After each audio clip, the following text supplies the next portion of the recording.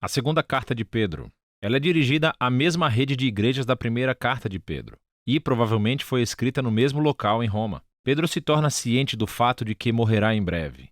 E a evidência que temos da tradição antiga é que Pedro foi executado pelas autoridades romanas durante o reinado do imperador Nero. E então essa carta atua como um discurso de despedida de Pedro. Ele começa por oferecer um desafio final, que os seguidores de Jesus devem ser pessoas que nunca param de crescer. E esse desafio é seguido por dois avisos finais sobre um crescente número de mestres corruptos que estão desencaminhando os cristãos nessas comunidades da igreja.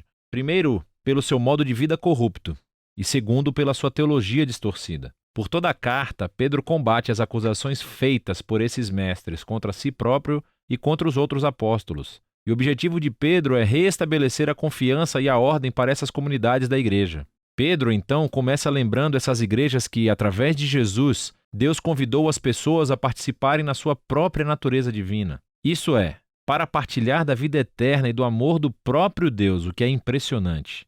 E isso requer uma resposta de uma vida inteira.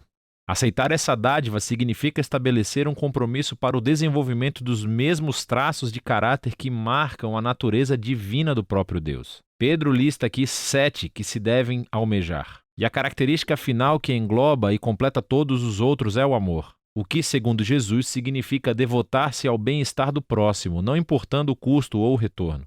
Amar, segundo Pedro, é compartilhar da vida do próprio Deus. Pedro, em seguida, declara o objetivo da carta. Ela atuará como uma crônica dos seus ensinamentos para serem transmitidos às próximas gerações, pois ele não estará vivo para fazê-lo em pessoa. Então, antes de morrer, ele deseja abordar essas objeções e acusações feitas pelos mestres que distorcem os ensinos de Jesus e dos apóstolos. Pedro, então, aborda uma acusação reproduzida por céticos presentes e futuros, ou seja, que ele e os apóstolos teriam inventado tudo isso sobre Jesus ter ressuscitado dos mortos e ser o rei do mundo. Jesus não vai realmente voltar um dia. Pedro oferece o seu depoimento como testemunha ocular do poderoso momento de transformação de Jesus na montanha. Lembre-se da história em Marcos, capítulo 9. Os apóstolos viram Jesus ser exaltado como rei, e a sua ressurreição significa que ele está vivo como rei e voltará para salvar o nosso mundo um dia. E então, o futuro retorno de Jesus para trazer o reino de Deus cumprirá com o que todas as antigas escrituras têm apontado todo esse tempo. As palavras dos profetas do Antigo Testamento não são fantasias inventadas. Em vez disso, o próprio Deus falou conosco por meio dessas palavras humanas da Escritura e através do humano Jesus. Então, Pedro continua abordando as ameaças apresentadas pelos líderes corruptos da igreja, e ele se concentra em mais objeções que eles apresentam. Primeiramente, esses mestres negam a ideia de um acerto de contas final, do momento em que Deus responsabilizará todas as pessoas pelas escolhas que fizeram. E essa negação é o que, convenientemente, permite aos mestres ignorar os ensinos de Jesus a respeito de dinheiro e sexo, porque eles lucram absurdamente ensinando nas igrejas sem mencionar o fato de que estavam dormindo com todo mundo por aí. Entretanto, Pedro lembra aos seus leitores que Deus pode e irá confrontar a rebeldia com a sua justiça. Ele recorda 3 exemplos antigos quando Deus fez isso.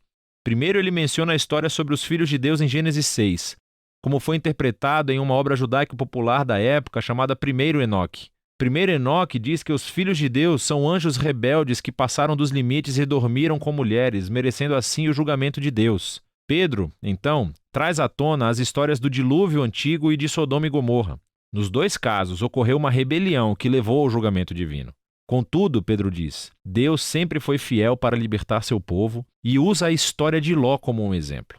Pedro faz a ligação entre essas 2 histórias antigas e o modo de vida corrupto dos mestres. Eles também buscam dinheiro e sexo. Eles desprezam a autoridade de Deus e conduzem outras pessoas a pensarem que Deus não se importa com decisões morais. Ele diz que eles ensinam uma mensagem de liberdade cristã e usam-se disso como permissão para fazerem o que desejam. É por essa razão que Pedro traz à tona as cartas de Paulo mais tarde no capítulo 3. Parece que esses mestres distorcem a mensagem de Paulo sobre a liberdade em Cristo. Entretanto, não é esse tipo de liberdade ao qual Paulo se referia. Pedro deixa claro que esses mestres não são realmente livres. Na verdade, eles são escravos dos seus desejos carnais.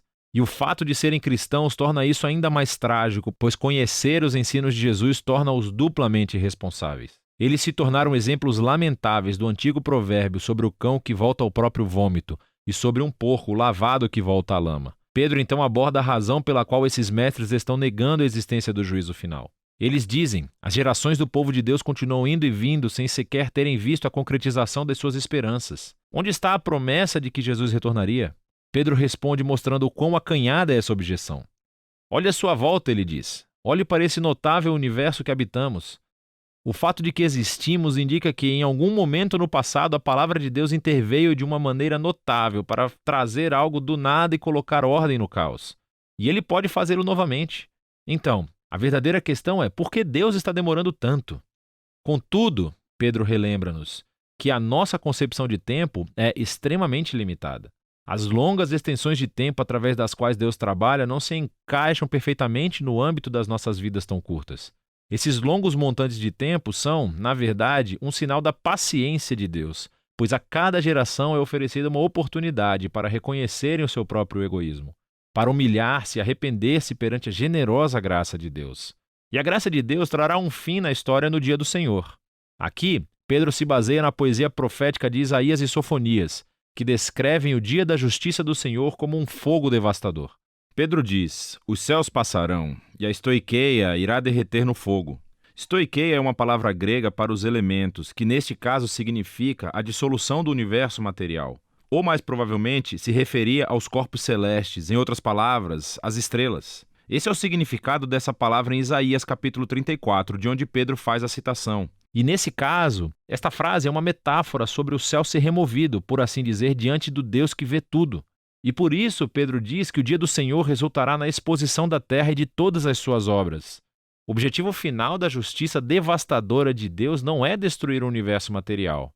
Pelo contrário, é expor o mal e a injustiça e removê-los, para que um novo céu e terra possam existir, mas dessa vez permeados de justiça.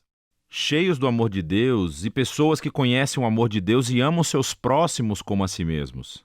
Pedro conclui, dizendo: esta é a verdadeira esperança cristã que Jesus e os apóstolos têm anunciado, incluindo Paulo, cujos escritos podem ser mal interpretados se reproduzidos fora do contexto, mas todos os apóstolos estão de acordo. E assim, Pedro conclui o seu discurso sobre a igreja. Agora, o tom da segunda carta de Pedro parece bastante intenso, mas a sua paixão vem de uma sólida convicção de que Deus ama este mundo e está determinado a salvá-lo por meio de Jesus. Isso significa que o amor de Deus deve enfrentar e lidar com o pecado e a injustiça que arruinaram com seu mundo amado. E, em seu tempo, Deus o fará, revelando um novo futuro para a humanidade e para o próprio universo. E por isso, 2 Pedro oferece uma visão ampla e expansiva da esperança para todo o mundo e nos desafia a fazer uma avaliação das nossas vidas diárias. E é disso que se trata a segunda carta de Pedro.